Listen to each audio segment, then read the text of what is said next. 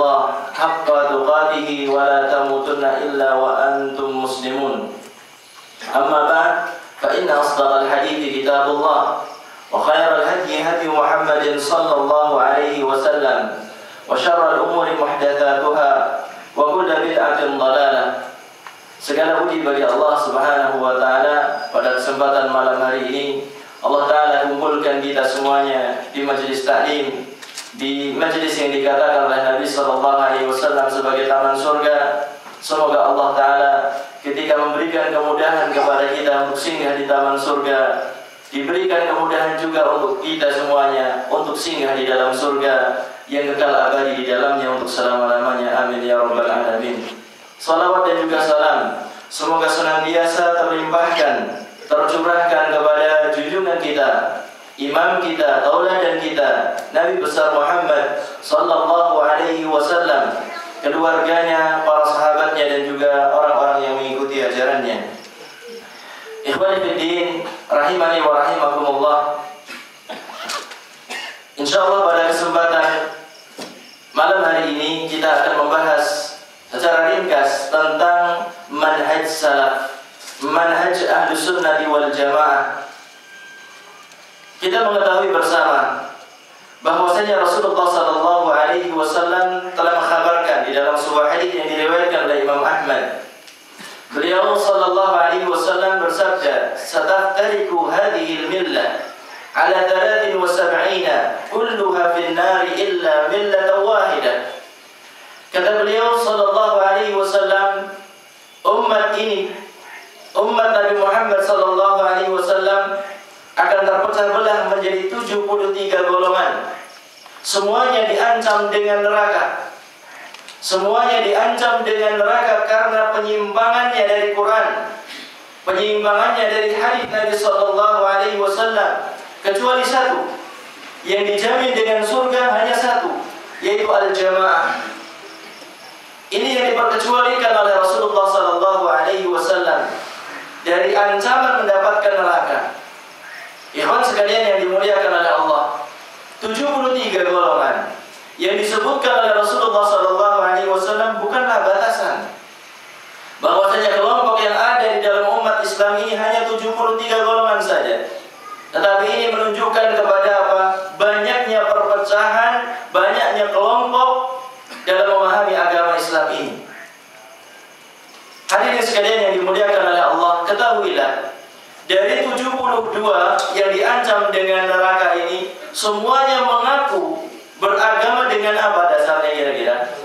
Quran dan Sunnah. Semuanya mengaku seperti itu. Semuanya mengaku ahlu sunnah wal jamaah. Karena Rasulullah SAW mengatakan wahiyal jamaah. Yang diperkecualikan itu adalah al-jamaah. Sehingga setiap golongan-golongan yang menyimpang, golongan-golongan yang menyimpang, mereka mengatakan kami ahlu sunnah wal jamaah.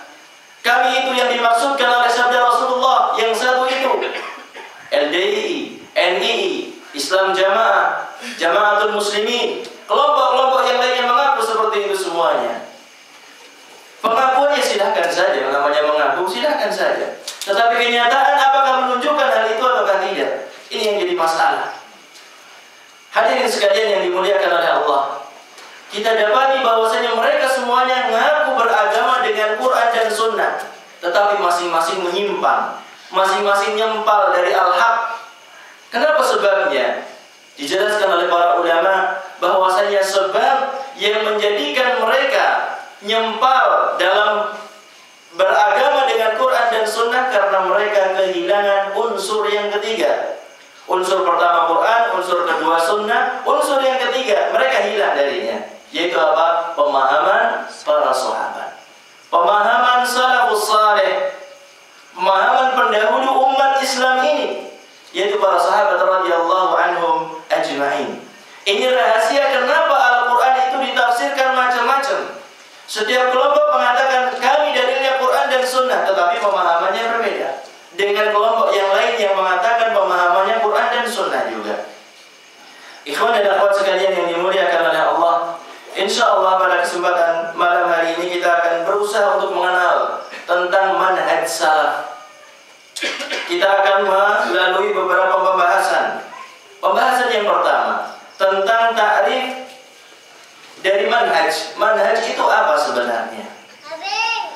Manhaj secara bahasa adalah at-tariq al-wadih. Yang dimaksudkan dengan manhaj secara bahasa adalah jalan yang jelas, jalan yang terang. Allah Subhanahu wa taala berfirman di dalam surat Al-Maidah ayat yang ke-48, "Likullin ja'alna minkum syir'atan wa minhaja." Allah taala berfirman, untuk tiap umat di antara kalian kami telah berikan aturan dan jalan yang terang. Syir'atan, aturan, wa minhaja, jalan yang terang. Manhaj, inilah yang disebutkan oleh Allah Subhanahu wa taala. Yang bisa kita ambil darinya adalah bahwasanya manhaj artinya adalah jalan yang terang. Sedangkan menurut istilah yang digunakan oleh para ulama, yang dijelaskan oleh para ulama tentang arti manhaj, para ulama menjelaskan yang dimaksudkan dengan manhaj itu adalah kaidah-kaidah, ketentuan-ketentuan yang digunakan bagi setiap pelajaran-pelajaran ilmiah. Kalau diterjemahkan dalam bahasa kita itu istilahnya apa? Kurikulum. Kaidah-kaidah, metode-metode, aturan-aturan pada setiap bidang pelajaran-pelajaran ilmiah. Sebagaimana kita mengetahui, ada kaidah-kaidah dalam bahasa Arab, ini manhaj. Ada kaidah-kaidah dalam usul akidah. Ada manhaj dalam masalah usul fikih. Demikian juga usul tafsir dan juga ilmu-ilmu yang lainnya di dalam syariat Islam ini. Ikhwan sekalian yang dimuliakan oleh Allah. Jadi sekali lagi yang dimaksudkan dengan manhaj menurut istilah para ulama itu adalah merupakan metode, cara beragama.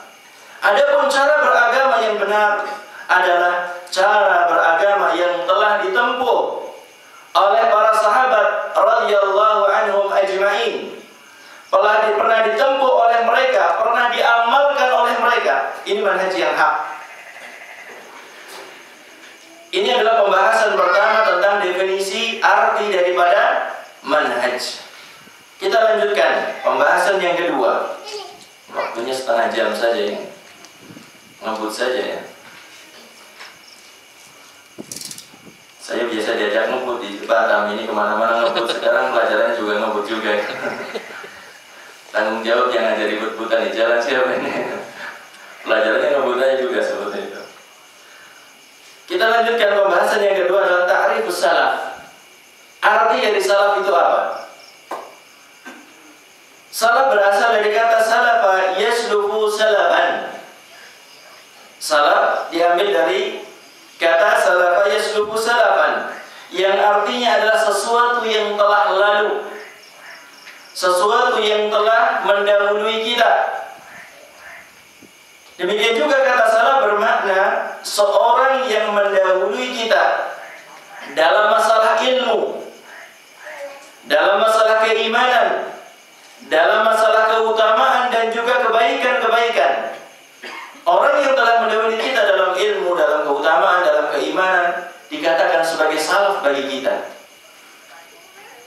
Kalau dalam ta'rif yang pertama tadi disebutkan, yang mendahului kita dikatakan sebagai salaf. Orang tua kita salaf bagi kita, kakek kita salaf bagi kita dan orang tua kita, dan seterusnya.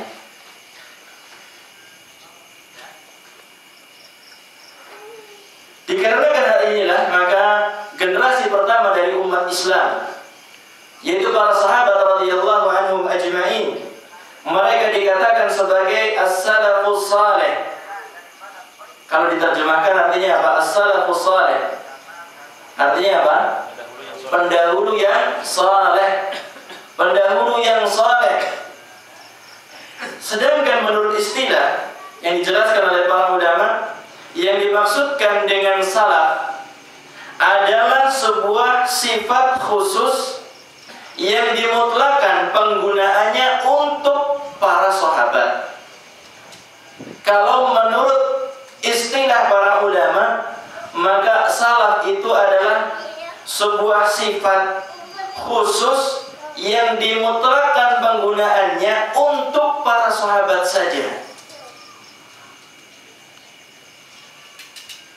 Maka ketika kita mendengar kalimat salaf, harus terbayang dalam benak kita, dalam pikiran kita, siapa? Abu Bakar, Umar, Uthman, Ali, dan sahabat-sahabat yang lainnya. Tetapi yang ada di zaman kita sekarang ini, ketika mendengar kalimat salaf, biasanya ini yang terbayang Ustadz Fulan, radio Fulan, majelis taklim Fulan, pondok Fulan. Ya betul tidak? Ketika antum dengar salaf, wow, Ustadz itu berarti Ustadz itu yang gak pernah senyum di majelisnya. Ustadz itu yang galak sekali kalau berbicara tentang kelompok-kelompok yang lain. Radio itu, radio ini, majelis taklim itu, masjid itu. Kalau kita dengar salaf, biasanya tergambar seperti itu. Hapus sekarang dalam diri kita. Mulailah tanamkan gambaran bahwasanya ketika kita mendengar kalimat salaf, terbayang yang pertama kali siapa? Khulafaur Rasyidin. Mereka adalah salaf yang sebenar-benarnya. Ikhwan sekalian yang dimuliakan oleh Allah, jadi ketika kita berbicara salaf, maka mereka adalah para sahabat radhiyallahu anhum ajma'in. Adapun orang-orang yang datang setelah para sahabat, mereka dikatakan juga sebagai salaf jika mengikuti para sahabat dengan baik, mengikuti sahabat dengan penuh keloyalan kepada cara beragama yang ditempuh oleh para sahabat. Ketika itulah orang yang datang setelah sahabat dikatakan sebagai salafi, salafiyin. Hadirin sekalian, ikhwan dan akhwat yang dimuliakan oleh Allah, ketika kita mendengar istilah salafiyin, maka kita terbayang orang-orang yang loyal dengan ajarannya siapa? Loyal dengan ajarannya siapa?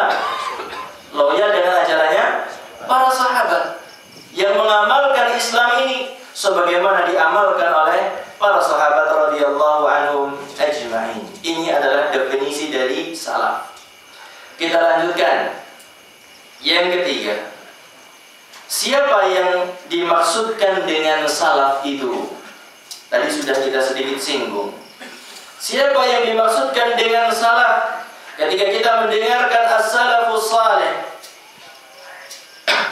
maka yang dimaksudkan dengan salaf adalah orang-orang yang tercantum di dalam firman Allah Subhanahu wa taala di dalam surat At-Taubah ayat yang ke-100. Di dalam surat At-Taubah ayat yang ke-100 Allah Subhanahu wa taala berfirman, "As-sabiquna al-awwalun minal muhajirin wal ansar walladzina ittaba'uuhum bi ihsan radhiyallahu anhum wa radu an." Allah Subhanahu wa taala berfirman, "As-sabiquna al-awwalun", orang-orang yang terdahulu, lagi pertama masuk Islam, minal muhajirin wal ansar, dari kalangan orang-orang muhajirin. Orang-orang muhajirin siapa mereka? Muhajirin, sahabat yang berhijrah dari Mekah. Wal ansar, orang-orang yang menyambut orang-orang muhajirin, orang-orang yang menyambut Rasulullah ketika beliau berhijrah ke Madinah. Walladzina tabauhum bi ihsan, dan orang-orang yang mengikuti mereka dengan kebaikan. Kalau kita kan nggak mungkin jadi orang Ansar, kita nggak mungkin jadi orang Muhajirin. Yang mungkin bagaimana? Menjadi orang-orang yang mengikuti mereka dengan baik, mengikuti mereka dengan loyal, penuh kesetiaan dalam beragama kepada Allah Subhanahu wa taala. Ini yang mungkin bagi kita. Allah Ta'ala menyebutkan radhiyallahu anhum, Allah ridha kepada mereka. Allah cinta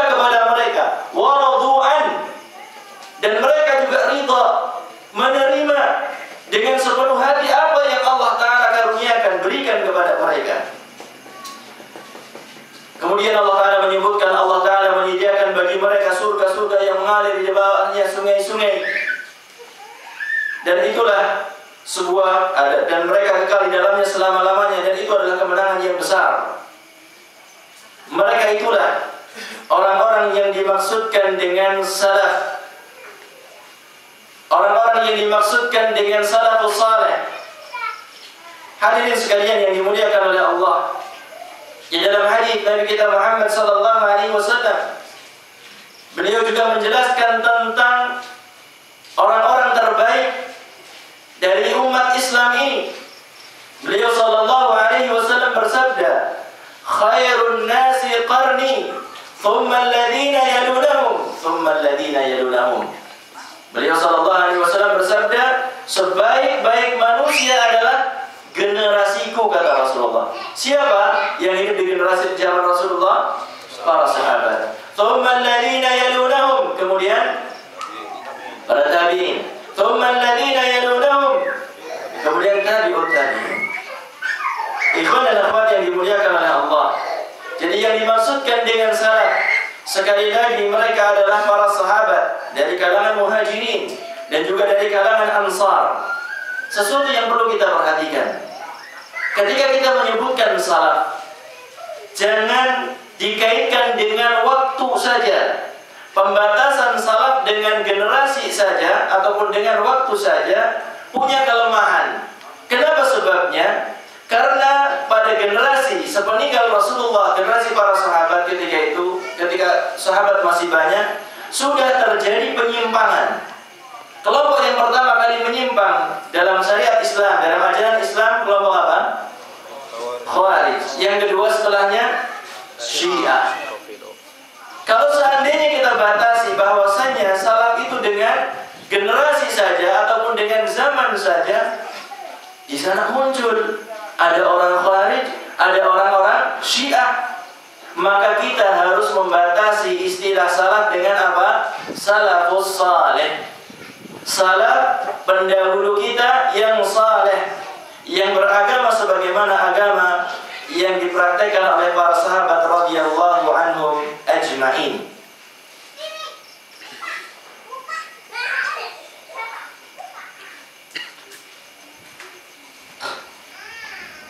Kemudian pembahasan yang keempat, dan insya Allah jadi pembahasan terakhir kita di sini tentang pengertian manhaj salaf.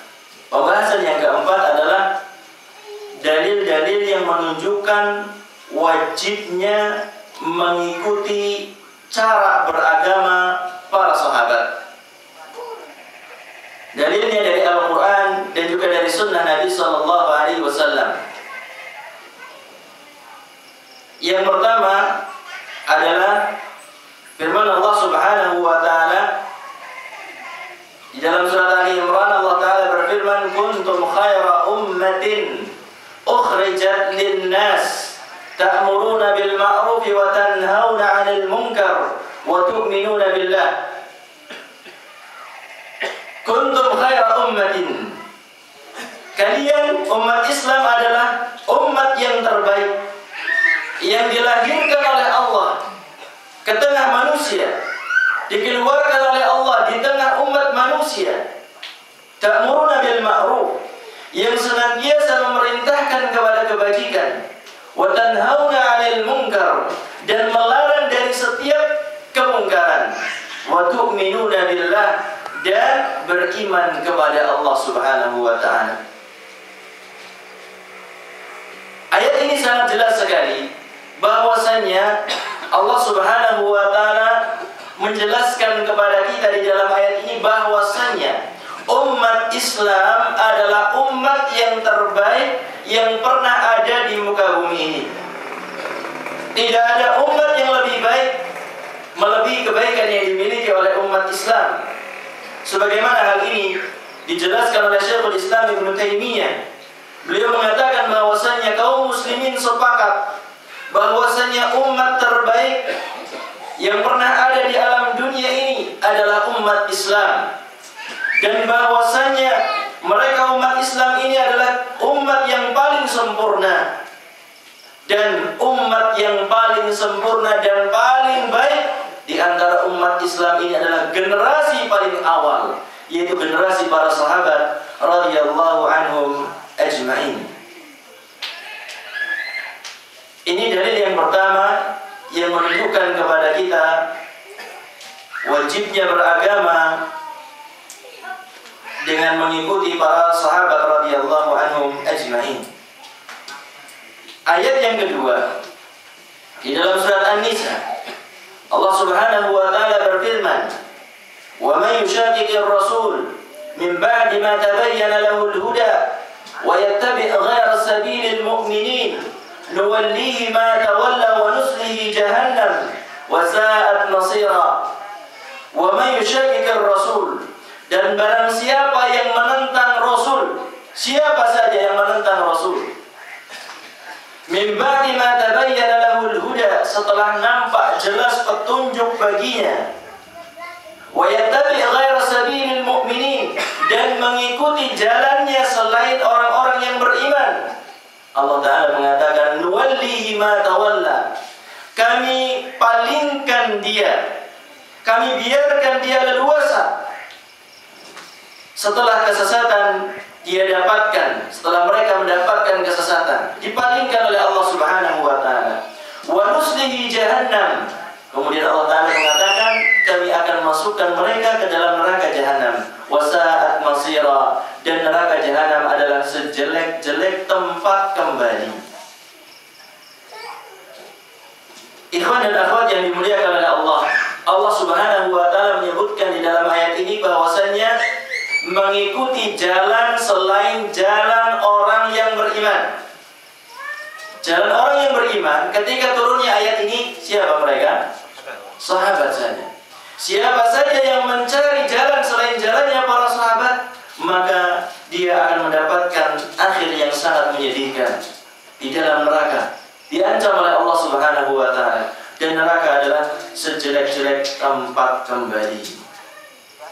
Kemudian dalil dari sunnah tentang wajibnya beragama dengan cara beragama para sahabat Nabi sallallahu alaihi wasallam adalah hadis yang diriwayatkan dari sahabat Irbad bin Sariyah radhiyallahu anhu.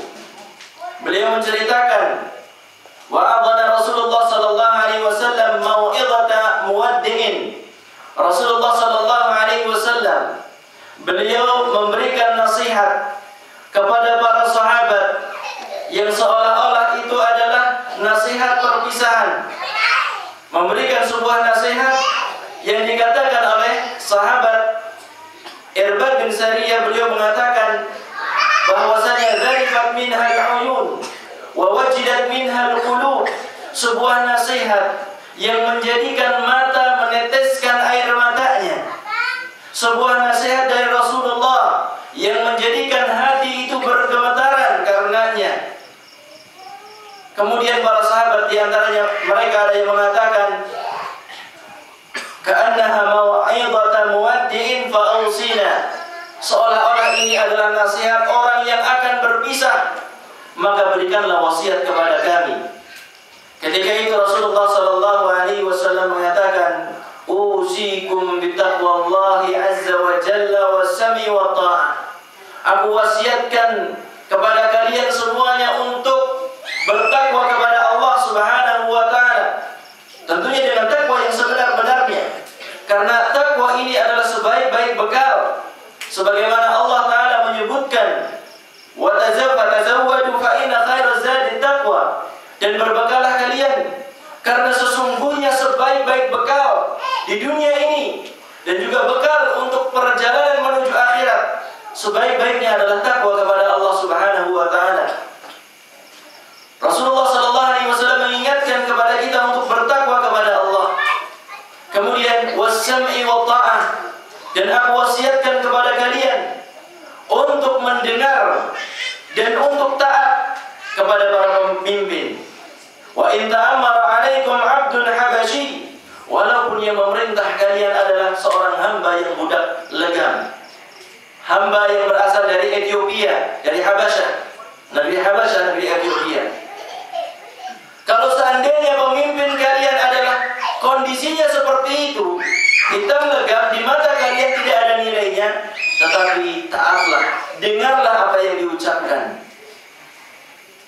Ikhwan dan akhwat sekalian yang dimuliakan oleh Allah, jangan sampai kita tertipu dengan lahiriah, karena kita di sisi Allah dinilai dengan ketakwaannya. Saya punya seorang teman dulu, ketika belajar di sana, ada seorang teman yang kalau kita lihat mungkin tidak ada di antara kita yang ingin berbicara dengannya. Kalau ditawarkan kepada akhwat di Indonesia, kayaknya sepakat semuanya, ijma untuk menolaknya. Kenapa saya katakan seperti itu? Hitam legam. Hitamnya bukan hitamnya orang Indonesia, hitamnya seperti papan tulis, seperti jaket antum ini. Hitam, legam. Tidak ada yang kelihatan kecuali gigi dan matanya saja. Tetapi dia punya kelebihan yang tidak dimiliki oleh banyak di antara para thalabul ilmi. Kelebihannya apa? Dia hafidh li kitabillah, dia hafal Qur'anul Karim. Hafalannya bukan sembarangan hafalannya. Ketika di sana, saya mendapati orang ini kadang-kadang aneh. Pas hari Jumat pagi-pagi dia langsung menyendiri di pojokan. Saya nanya, ngapain dia? Dia memegang mushaf cuma seperti ini saja. Dia bunyi terus ternyata. Setiap hari Jumat pagi sampai menjelang maghrib dia khatam Quran. Setiap hari Jumat khatam Al-Quran. Coba bayangkan. Kalau antum setiap Jumat Al-Kahfi saja enggak? Al-Kahfi saja enggak? Jujur aja, enggak apa-apa. Semoga terpacu. Al-Kahfi saja enggak habis. Al-Kahfi cuma berapa? Berapa lembar? 110 ayat ya? Sedikit. Kalau ini dia duduk dari pagi, dari habis subuh mulai. Pas waktu makan dia makan, pas waktu mandi dia mandi. Setelah itu ke masjid langsung. Kalau di sana ke masjid itu jam 9. Untuk Jumatan jam 9 sudah datang ke masjid sebagiannya, yang semangat tentunya. Datang ke masjid jam 9 untuk mendapatkan apa? Pahala Jumat, pahala yang dijanjikan oleh Rasulullah SAW. Dia baca sampai zuhur, makan setelah zuhur, dia langsung baca lagi sampai sebelum maghrib dia sudah selesai. Itu dia lakukan sebagai rutinitas hari Jumat ketika libur tidak ada pelajaran. Siapa di antara kita yang sehari bisa 1 lembar? Istiqomah sehari 1 lembar depan belakang, itu masya Allah sudah bagus sekali. Rasulullah SAW pun mengatakan semacam itu. Jangan nilai dari lahiriahnya. Kalau dia pemimpin, dengar dan taat kepadanya. Kemudian Rasulullah SAW mengatakan, wasam'i wa ta'ah wa in ta'amara 'alaikum 'abdul habashi fa innahu man ya'ish minkum ba'di fasayara ikhtilafan katsira. Sesungguhnya orang yang hidup sepeninggalku akan melihat perselisihan yang banyak. Kata Rasulullah, yang hidup sepeninggalku akan melihat perselisihan yang banyak. Kemudian Rasulullah SAW mengatakan, "Ma'alaikum bisunnati wa sunnatil khulafa'ir rasyidin al-mahdiin." Maka wajib atas kalian untuk beragama dengan berpegang teguh kepada sunnahku dan juga sunnah khulafa'ir rasyidin al-mahdiin. Khulafa'ir rasyidin yang mendapatkan petunjuk. Tamassaku biha, peganglah dengan erat, wa'adhu 'alaiha binawajib, dan gigitlah dengan gigi gerahammu, sebagai bentuk betapa teguhnya seorang muslim harus memegang ajaran Nabi SAW dan ajaran para sahabat radhiyallahu anhum ajma'in. Rasulullah mengatakan, tamassaku biha wa'adhu 'alaiha.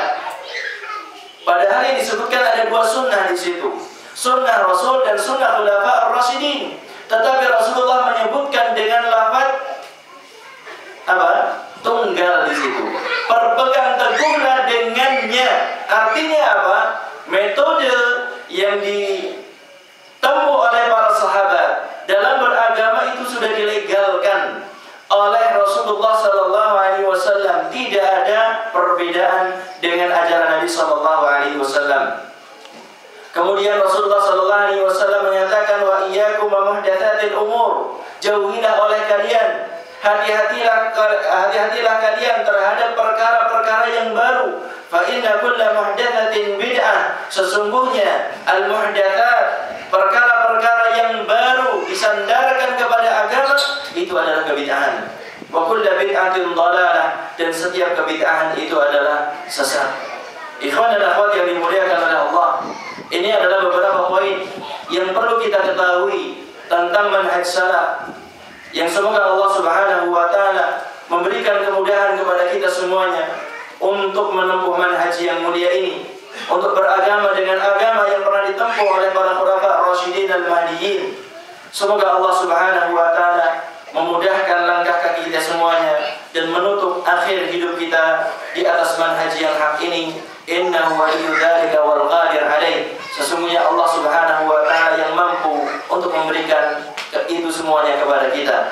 Wallahu a'lam bishawab. Insyaallah yang berkaitan dengan penjelasan sejarah Wahabi dan lain sebagainya akan dijelaskan oleh beliau, Ustaz kita yang tercinta, semoga Allah Ta'ala senantiasa menjaga beliau, Ustaz Abu Humairah hafizahullah Ta'ala.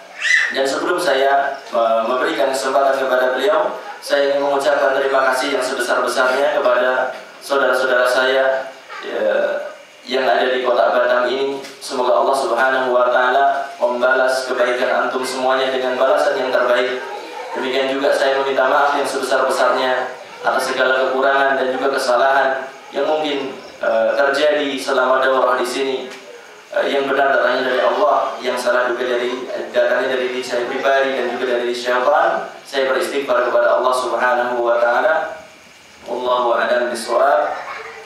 Billahi taufiq wal hidayah. Assalamualaikum warahmatullahi wabarakatuh.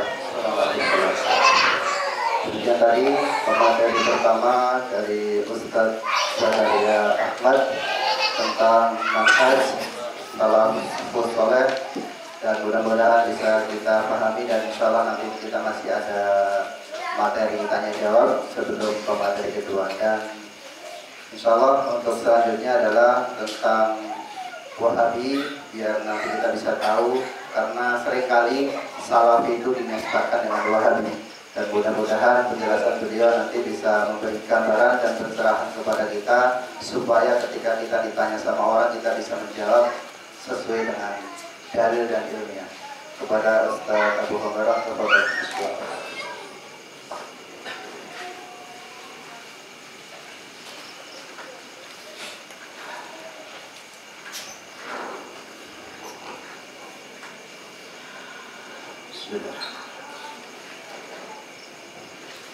Assalamualaikum warahmatullahi wabarakatuh.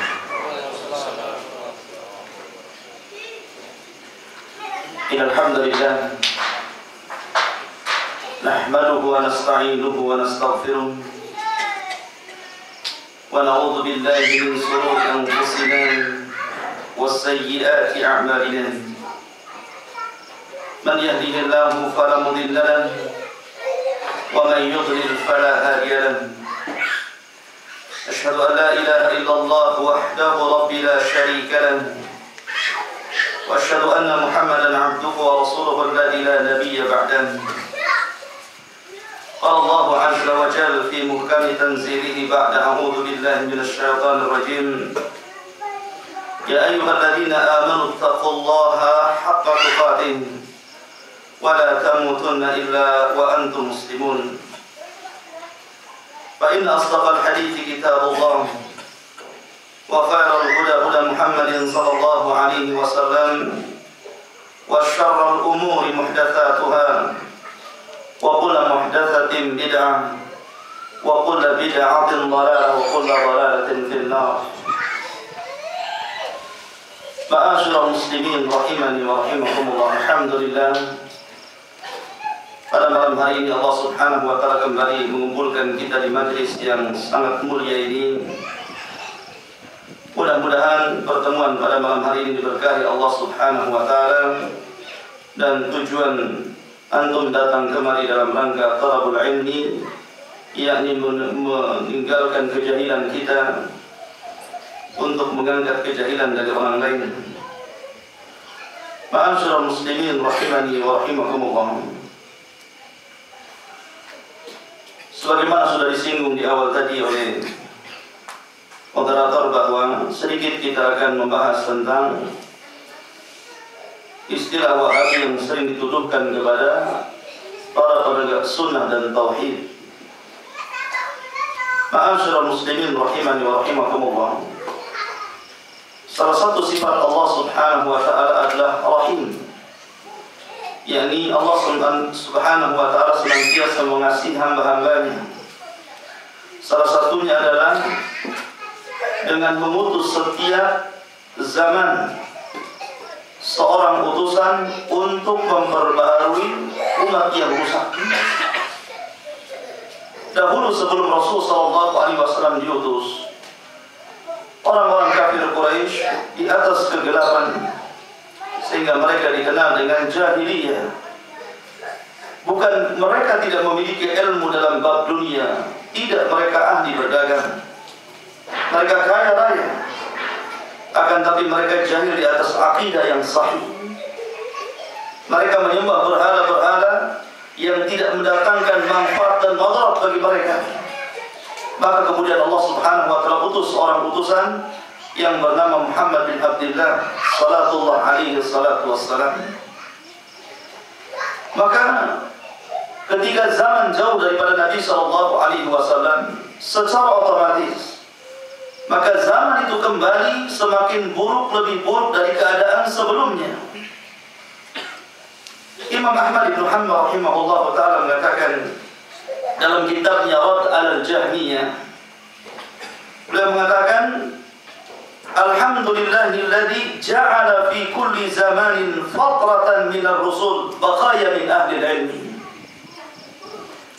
yad'una man dhalla ila al-huda wa yasbiruna minhum 'ala al-adhan yuhyuna bi kitabillahi 'azza wa jalla al-mauta wa yubassiruna bi nurillahi ahli al-'amal. Fakam min qatil iblis qad ahyawhu wa kam min dhalin taihin qad hadawhu fama ahsana atharahum 'ala an-nas wa abbaha athara an-nas 'alayhim yanfuna an kitabillahi tahrif al-ghalin wa intihal al-mubtilin wa ta'wil al-jahilin.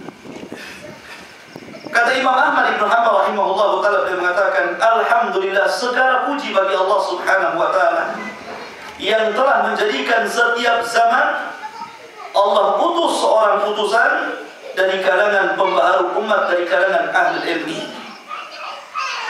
di mana tugas mereka adalah yad'una man dhalla ila al-huda, menunjukkan orang-orang yang tersesat kepada hidayah Allah Subhanahu wa taala, wa yasbiruna minhum 'ala al-adha, dan mereka bersabar di atas gangguan-gangguan manusia kepadanya. Yuhyuna bi kitabillahi azza wa jalla al-mauta, mereka menghidupkan kitab Allah Al-Quran yang telah dimatikan oleh manusia. Wa yubassiruna bi nurillahi ahlal amal, dan mereka memberikan penerangan cahaya Allah Subhanahu wa taala kepada orang-orang yang buta. Fakam min qatilil iblis qad ahyahu, berapa banyak manusia yang menjadi korban iblis, oleh mereka dihidupkan kembali. Wa kam min dhalin ta'ihin qad hadawhu, berapa banyak orang yang tersesat, mereka berikan petunjuk jalannya. Fama ahsan atharahum 'alan nas, betapa indahnya, kata Imam Ahmad, betapa indahnya atharahum 'alal huda, athar ataupun bekas-bekas mereka terhadap manusia. Wa akbah atharan nasi 'alaihim, dan betapa buruknya tanggapan manusia kepada mereka. Yanfuna an kitabillahi tahrifal ghalin, tugas mereka memurnikan Al-Quran dari penyelewengan orang-orang yang melampau. Wantihadal mubtilin, dan penyelewengan orang-orang yang hendak mendakwahkan kebatilan. Wa ta'wilal jahilin, dan orang-orang yang mentakwil dari kalangan orang-orang jahil. Ma'asyiral muslimin rahimani wa rahimakumullah, perhatikan ucapan Imam Ahmad bin Hanbal rahimahullah taala di sini, bahwa Allah Subhanahu wa taala setiap manusia di atas kerusakan, maka Allah Subhanahu wa taala akan mengutus seorang utusan untuk memperbaharui umat ini. Makanya Imam Ahmad bin Hanbal rahimahullah taala pernah memuji gurunya Imam Syafi'i rahimahullah ta'ala dengan mengatakan, sungguh Allah subhanahu wa ta'ala telah memutus 100 tahun pertama orang yang telah membaharui umat ini, maksudnya Umar bin Abdul Aziz, dan 100 tahun kedua dengan Muhammad bin Idris, yakni Imam Syafi'i rahimahullah ta'ala. Maka kemudian ketika manusia semakin jauh dari Rasulullah SAW, tepatnya di negeri Arab, ketika manusia sudah jauh daripada tauhid, jauh daripada sunnah Rasulullah SAW, maka tegaklah seorang manusia, seorang ulama pilihan Allah Subhanahu wa ta'ala, dialah Syekh Muhammad bin Abdul Wahab rahimahullah ta'ala. Allah utus di saat rusaknya akidah manusia. Kita tidak mengatakan bahwa di zaman beliau tidak ada ulama. Di zaman beliau banyak ulama. Akan tetapi banyaknya para ulama, tidak ada satupun di antara mereka yang ihtimam, yakni yang perhatian khusus kepada bab akidah, terutama penyimpangan dalam bab uluhiyah. Maka disinilah kemudian Syekh Muhammad bin Abdul Wahab tegak untuk meluruskan akidah manusia dengan mengarang beberapa kutub ataupun kutub yang hari ini buku-buku beliau menjadi rujukan para ulama setelahnya bagi orang-orang yang mendakwahkan sunnah dan tauhid. Dan ingat ikhwan fillah, Syekh Muhammad bin Abdul Wahab ketika mengarang buku-buku beliau bukan tafadunan, bukan beliau duduk di majelis kemudian di perpustakaan membongkar buku-buku para ulama kemudian mencatat dan menjadikan sebuah karya, bukan itu. Tapi karya beliau itu terdorong karena melihat umat ketika itu tersesat jauh daripada tauhid, maka secara otomatis beliau menggoreskan setiap tinta-tinta penanya dan menjadi karya-karya besar setelahnya sampai hari ini, bahkan sampai kiamat dibangkitkan. Sampai-sampai para ulama memuji kitab beliau namanya kitab Tauhid, bahwa kitab ini seolah-olah juz'un min Sahih Bukhari, bagian daripada kitab Sahih Bukhari, karena indahnya tulisan beliau. Ma'asyiral muslimin rahimani wa rahimakumullah. Maka pada hari ini ada orang yang salah kaprah. Ketika ada orang yang mendakwahkan dakwah tauhid, ketika antum mendakwahkan dakwah tauhid, mengatakan bahwa orang yang meminta-minta di kuburan, mereka adalah telah melakukan kesyirikan kepada Allah Azza wa Jalla. Orang yang tawaf di kuburan, mereka telah melakukan kesyirikan kepada Allah Azza wa Jalla. Orang yang bertawasul, kita katakan mereka telah melakukan kesyirikan kepada Allah Azza wa Jalla. Maka ketika dakwah antum seperti ini, yakin antum langsung dicap dengan cap wahani. Pasti. Ketika antum mendakwakan dakwah tauhid dan memberantas kesyirikan, maka pasti antum akan dicap dengan cap wahabi. Sunnatullah ikhwan. Rasul sallallahu alaihi wasallam dahulu di zamannya dia dikatakan orang gila. Rasul sallallahu alaihi wasallam pernah dikatakan seorang syair. Bahwa Al-Quran adalah ucapan Muhammad sallallahu alaihi wasallam. Rasul sallallahu alaihi wasallam dituduh sebagai kahin dukun. Karena ketika ada istri dari suami yang masuk Islam, maka dia tidak mau kembali kepada suami yang kufur. Rasul sallallahu alaihi wasallam dituduh sebagai muftarin, orang yang berdusta, menyebarkan ajaran-ajaran baru. Ma'asyiral muslimin rahimani wa rahimakumullah. Dan ternyata musuh dakwah setiap zaman akan melakobi orang-orang yang menyerukan kepada hak dengan lakob-lakob tertentu. Contoh, orang-orang Rafidhah, orang-orang Syiah menuduh antum sebagai nawasib. Siapa nawasib? Orang-orang yang membenci ahli bait. Jadi mereka menuduh kita ini sebagai kelompok orang-orang yang membenci ahli bait. Padahal kita tidak sebagaimana tuduhan mereka. Kita sangat mencintai ahli bait. Orang-orang Jahmiyah, mereka menuduh kita sebagai musyabbihah ketika kita menetapkan nama dan sifat bagi Allah Azza wa Jalla sebagaimana ditetapkan oleh Allah dan Rasulnya. Mereka katakan, lihat ahli sunnah musyabbihah mengatakan bahwa Allah Subhanahu wa ta'ala sama dengan makhluknya. Padahal tidak mesti ketika kita menetapkan nama dan sifat bagi Allah, kita menyerupakan Allah dengan makhluknya. Lihat pula ahlul kalam, mereka menuduh ahli sunnah sebagai hasyawiyah. Ya, hasyawiyah itu orang-orang ekstrim. Orang-orang ekstrim. La ilaha illallah fil azali Allah. Begitu juga orang-orang Qadariyah ketika menuduh ahli sunnah sebagai mujbirah karena menetapkan takdir bagi Allah Subhanahu wa ta'ala. Dan begitulah sepanjang zaman, ikhwan. Orang-orang yang menetapkan al-haq pasti dituduh dengan lakob-lakob tertentu.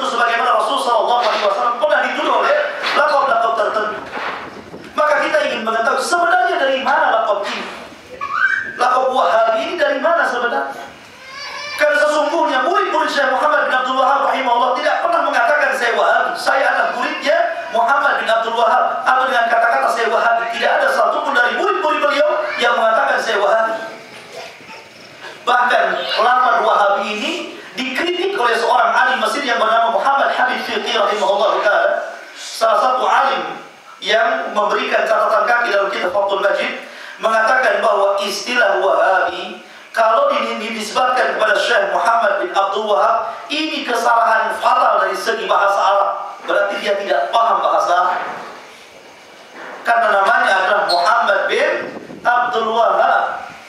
Yang mendakwahkan dakwah tauhid itu Muhammad dengan bapaknya Abdul Wahab, bukan bapaknya mendakwahkan. Kalau mereka mengatakan Wahabi, berarti yang dimaksud bapaknya bukan Muhammad, mestinya laqabnya Muhammadiyah, begitu. Kalau orang-orang yang mendakwahkan dakwah Syekh Muhammad, maka hendaklah dilaqabi Muhammadiyah, bukan Wahabi, karena Wahabi itu bapaknya. Memang bapaknya ulama, seorang qadhi, tapi bukan pembaharu bapaknya. Yang menjadi pembaharu itu anaknya, namanya Muhammad bin Abdul Wahab rahimahullah ta'ala. Dan perlu diketahui ada satu sejarah ketika ada beberapa dosen Al-Azhar. Dari Azhar itu rapat di satu ruangan berdebat tentang istilah Wahabi. Sebagian mereka memuji tentang bagaimana daulah Islamiyah yang tegak di negeri Arab. Masya Allah, tidak ada negara seindah Saudi Arabia menegakkan hukum Islam. Namun saya mereka mengatakan bahwa mereka didirikan oleh seorang Wahabi. Padahal Wahabi ini sudah ditahdir oleh para ulama sejak dulu. Salah satunya adalah pernyataan Al-Hafidh Al-Lakmi rahimahullahu ta'ala, mengatakan bahwa beliau mengatakan sungguh dahulu telah muncul seorang yang bernama Muhammad bin Abdul Wahab. Mereka mendakwahkan dakwah Khawarij, sehingga para ulama memfatwakan bahwa setiap para pengikut Syekh Muhammad bin Abdul Wahab, maka mereka wajib diperangi dan masjid-masjidnya wajib dirobohkan.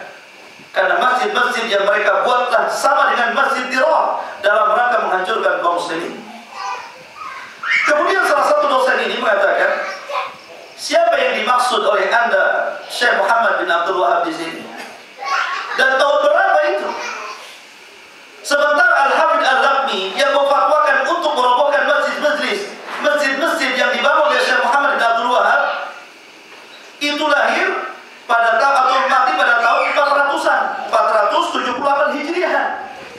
478 Hijriah wafatnya Al-Hafidh Al-Lakmi yang memfatwakan harus dirobohkan setiap masjid yang dibangun oleh Syekh Muhammad bin Abdul Wahab karena berpemahaman sebagai paham Khawarij ketika itu.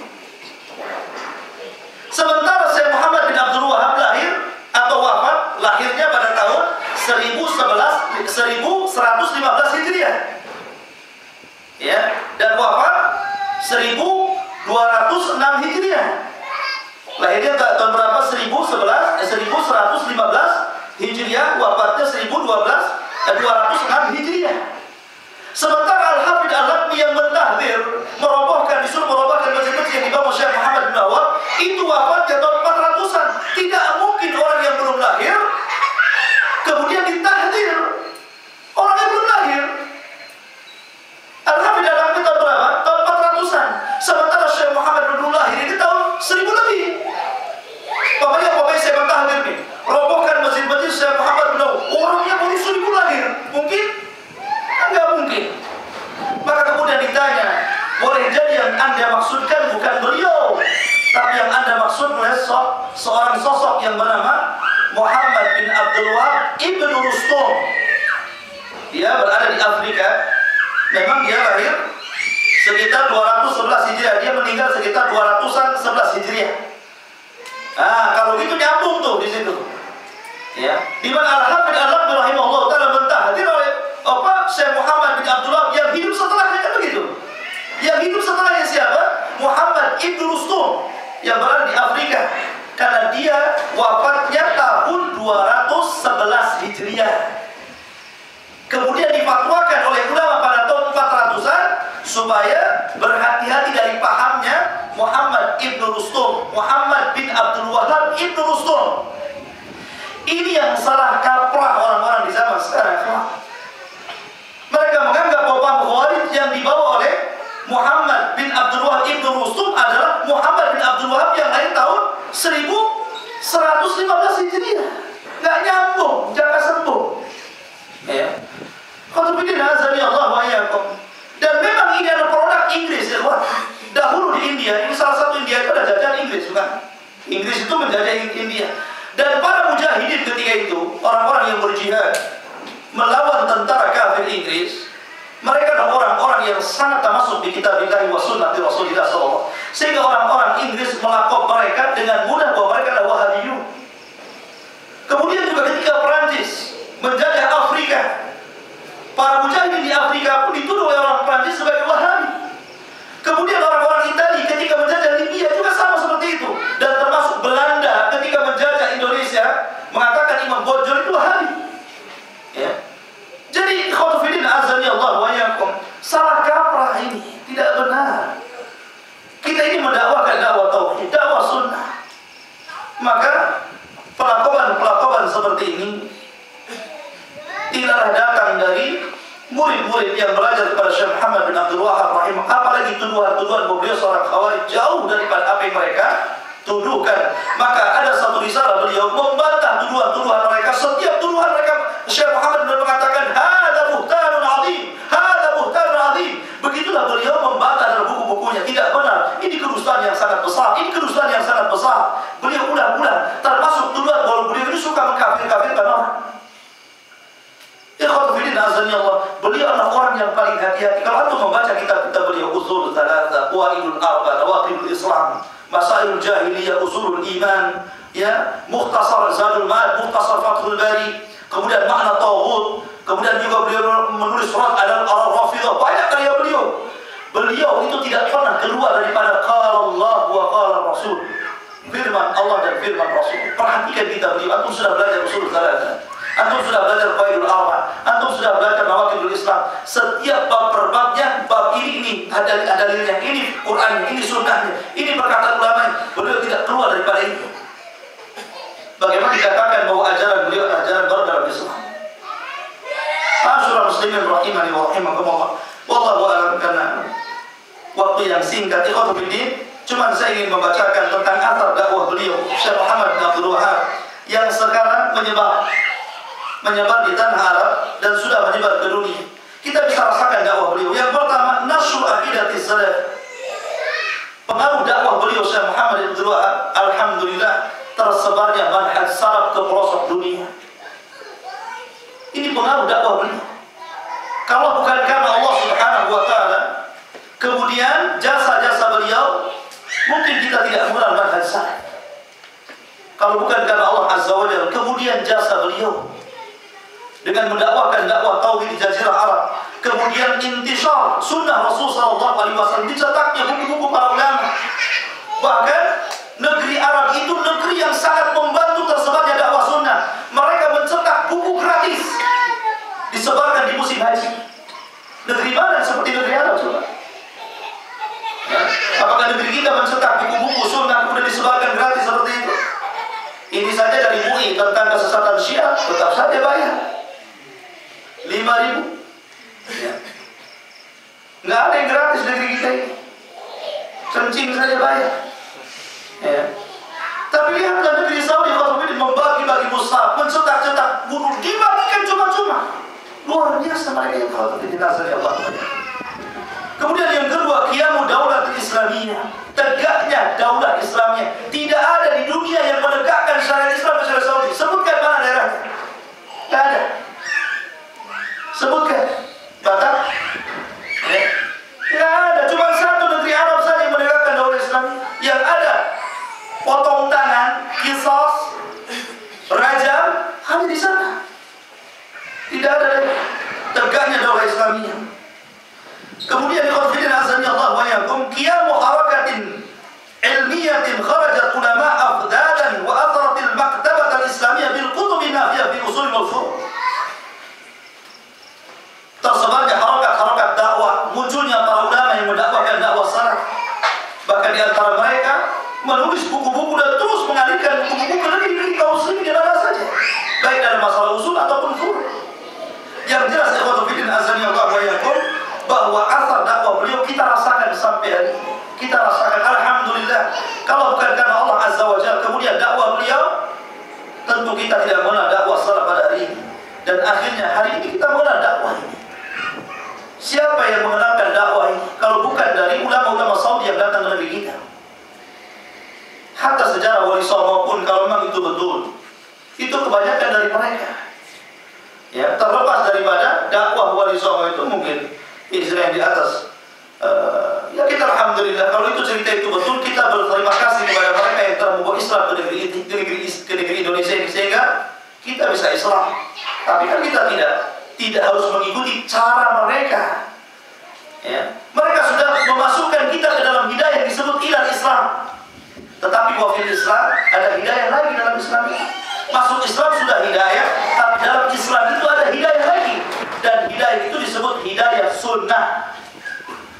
Makanya seorang murid Imam Ahmad bernama Al-Imam Al-Marwani rahimahullah ta'ala pernah mengatakan di hadapan Imam Ahmad, man mata ala Islam mata ala khair. Siapa yang mati di atas Islam maka mati di atas kebaikan. Imam Ahmad marah dengan mengatakan, uskut ya ahmak, diam kamu hai bodoh. Ya, dibodoh-bodohkan murid. Man mata ala Islami wa sunnah mata ala khair. Siapa yang mati di atas Islam dan sunnah baru dikatakan mati di atas kebaikan. Tidak cukup orang mati di atas Islam, tapi dia juga harus mati di atas sunnah. Makanya Imam Barbahari mengatakan al-Islamu huwa sunnah wa sunnatu hiya Islam. Islam adalah sunnah dan sunnah adalah Islam, dan tidak boleh dipisahkan antara Islam dan sunnah ini. Wallahu a'lam bishawab. Khairin azani Allah karena waktu kita cuma setengah jam ini dan sudah jam 9. Insyaallah kita akan tanya jawab sedikit pada Ustaz Zakaria bisa ke depan. Ya, silakan mungkin selama daurah yang antum tidak paham tanyakan sama beliau. Saya moderatornya saja dulu. Iya. Tafadhol ya.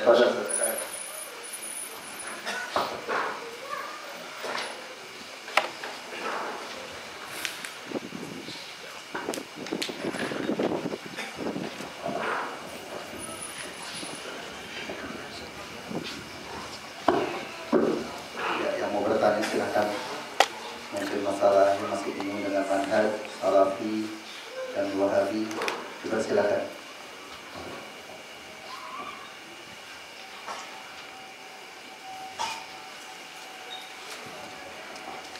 Saya sebutkan yang mumtaz ya, biar yang lain semangat. Ada pertanyaan? Kalau tidak ada pertanyaan, mungkin kita melanjutkan ke acara selanjutnya, yaitu tentang pembagian tazkiyah. Dan sebagaimana telah dijelaskan bahwa alhamdulillah ada yang mumtaz, ada beberapa orang, ada juga yang jayidan, jayid, makbul, dan ada juga yang rasid atau mengulang atau tidak lulus. Ada 10 orang yang tidak lulus. Tapi insyaallah yang akan kita sebutkan nanti adalah yang mumtaz, dan ini mudah-mudahan supaya menjadi support kita bahwa kita sudah duduk selama kemarin sejak 1 minggu di sini, dan mungkin yang tidak lulus mungkin yang baru datang dan langsung ujian mungkin, jadi tidak lulus. Mudah-mudahan yang mumtaz ini yang datang setiap saat dan bisa menjadi pelajaran. Saya sebutkan ada beberapa ikhwan yang mendapatkan nilai mumtaz. Saya juga belum.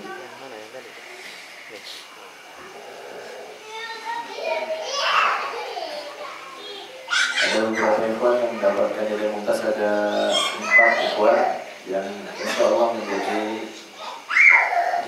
contoh bagi ikhwan yang lainnya dalam kesungguhan dalam belajar.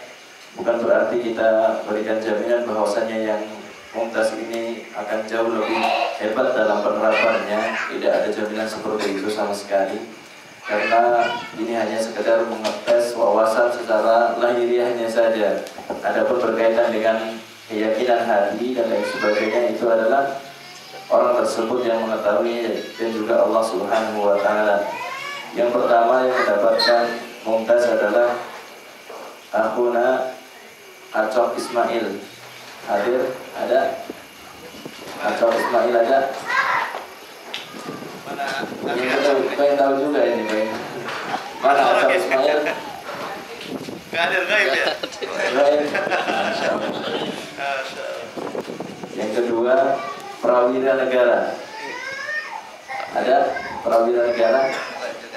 Gaib juga. Kalau daurahnya datang. Yang lainnya Abu Khalid.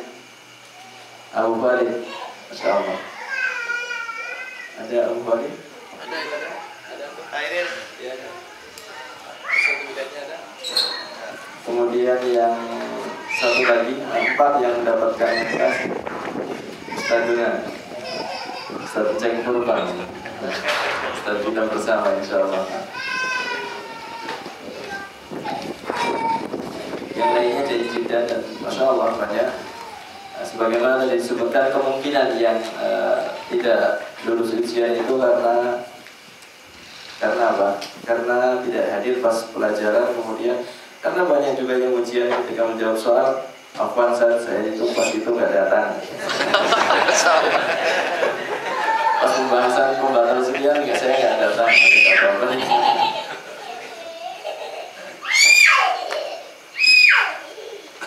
Kemudian selanjutnya untuk pembagian ya.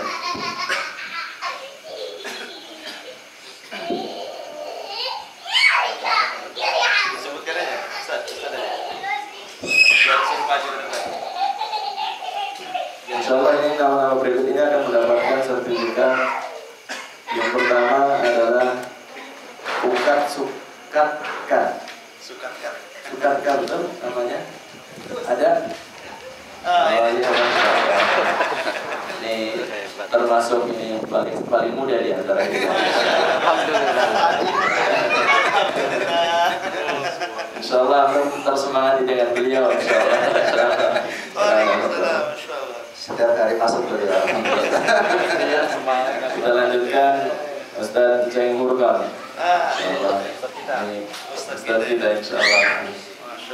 Kalau mau bertanya sesuatu tentang LDI beliau adalah rujukan kita dalam masalah untuk membongkar syubhat-syubhat yang ada pada orang LDI. Kalau ada orang yang pemikirannya hanya Islamnya itu dengan LDI, jaminan surga itu dengan LDI, beli kapling di surga juga dengan LDI, tanya ke beliau insya Allah cair semuanya. Selanjutnya Akhuna Agitya. Ini termasuk santrinya Ustadz Ceng Purban ini. Selanjutnya Budi Darmawan Tanjung. Mana nih Akhi Budi Darmawan? Masya Allah.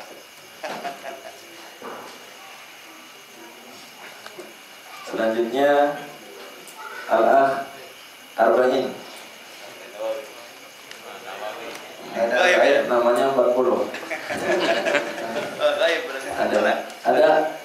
Selanjutnya Al-Akh Musannif. Masya Allah namanya penulis ini. Ada Musannif. Masya Allah.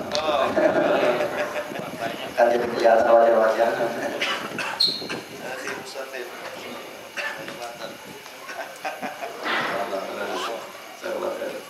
Selanjutnya Ihsan Sari Abdullah. Gaib ya? Baik. Gaib. Selanjutnya Abu Said.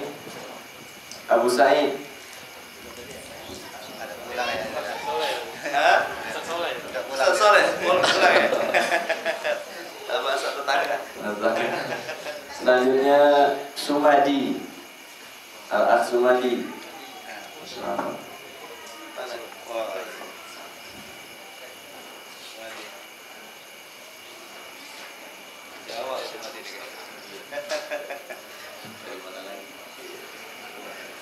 Selanjutnya Prawira Negara.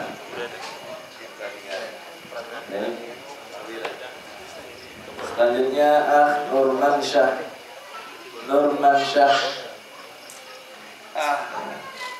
Bengkong.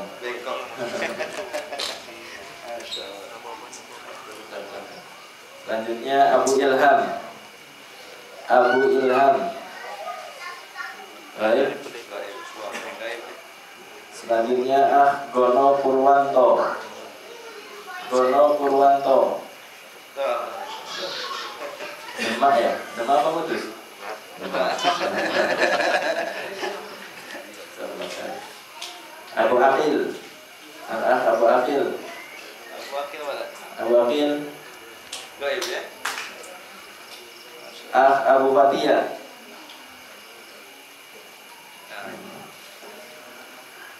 Dekat juga ya? Gong. Ashab ini gong. Lumayan nih buat tembus tebak. Ojo kita. Gak bisa ini kalau aku dipanggilnya. Saifuddin. Saifuddin. Saifuddin, mana Saifuddin? Bengkong juga. Oh, masyaallah. Saifuddin. Kang agama ya. Abu Khalisa. Abu Khalisa. Mana Abu Khalisa? Ya, Gaib ya? Gaib, lama. Heriadi. Pak Heri. Pak Heri. Masyaallah. Abu Reza. Abu Reza. Ada Abu Reza? Abu Reza. Ada Abu Reza. Oh ini dia ada. Sebagai pemacu yang masih muda-muda, yang tua-tua rajin terus setiap hari berangkat. Abdul Rashid. Ah, terus Masih.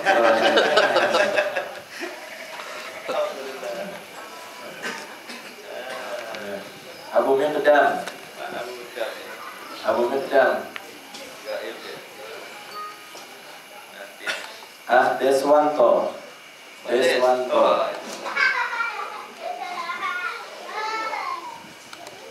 salaman dulu biar sah ya. Assalamualaikum. Muhammad Aziz. Muhammad Aziz. Aziz. Oh.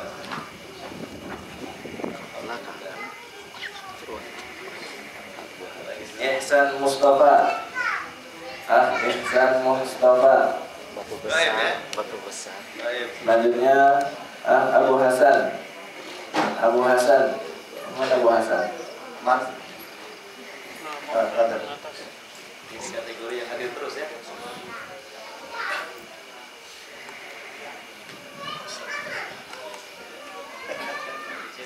Wah, iya. Anhar. Kayaknya Khairul Anhar namanya ya.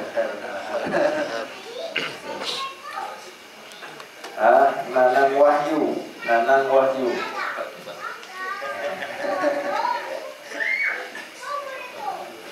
Riki Arianto. Riki Arianto. Gaib. Banyak sekali ya Soalnya soalnya. baru ini. Acok Ismail. Gaib juga lagi Acok. Selanjutnya Abu Dafa. Ah, ada berapa? Pak. Kamera Paling depan. Kameramen. Abu Umar. Abu Umar. Ada Abu Umar. Abu Umar Cilacapi. Baik. Abu Hafiz. Abu Hafiz. Ojo. Hafiz. Abu Zahra. Abu Zahra. Inilah. Alhamdulillah.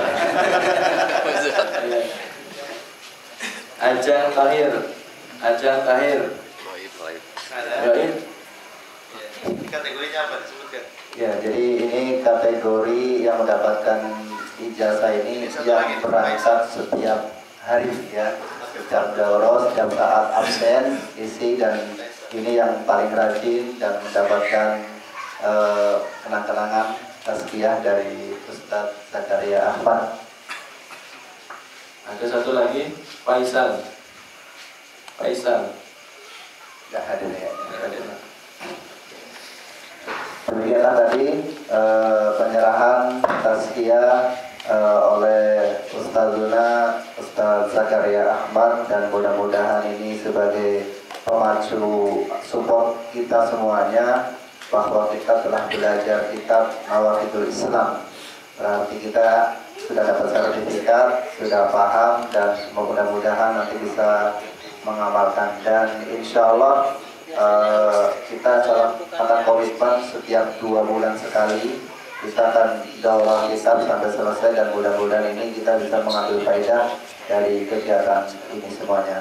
Mungkin hanya itu pertemuan pada kesempatan malam hari ini, dan bila antum ingin mendapatkan informasi tentang kegiatan-kegiatan di masjid ini, antum bisa